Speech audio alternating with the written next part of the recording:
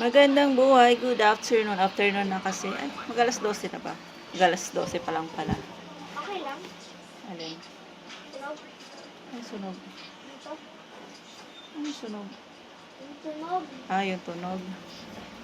Nakagaya ko kasi pupunta ako sa PSA Pasig City. Nakapag appointment na ako online. So, ang appointment ko is 2 p.m.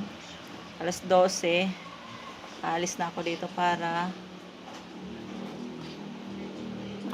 maaga ako makarating at maghanap ako ng parking. Hindi ko nakabisado ngayon yung Pasig. Magmumotor lang ako para mabilis. Dito ako dadaan sa may pinagbuhatan. So, init. Mainit pa rin.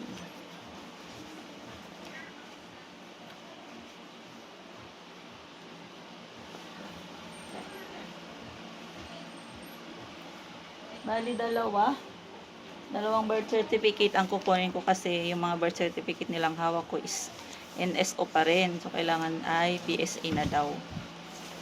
So, eto. May mga yung appointment slip ko. Hindi ko alam kung kailangan pa rin ng health survey form. Nakalagay kasi doon sa online. At xerox ng mga ID nila at ID ko. Sa sa PSA mismo mabilis ang release.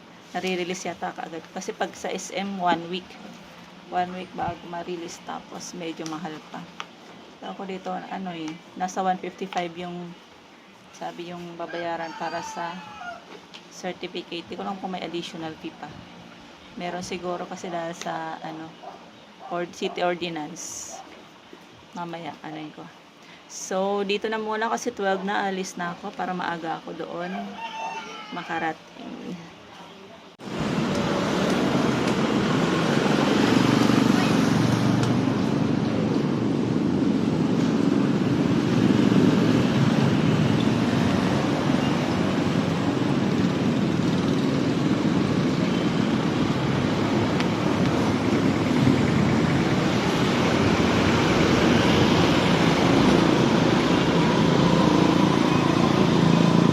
Dito na tayo sa Pasig City.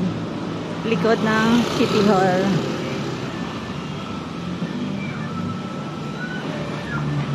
Alam ko nandito itong building na to, yung PSA.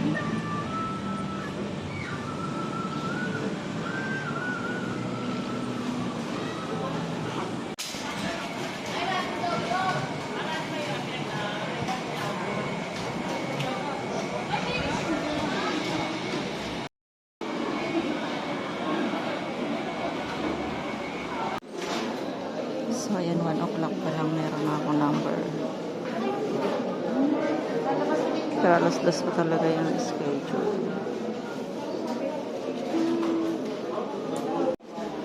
Yes, 1:30 pa lang nasa releasing na.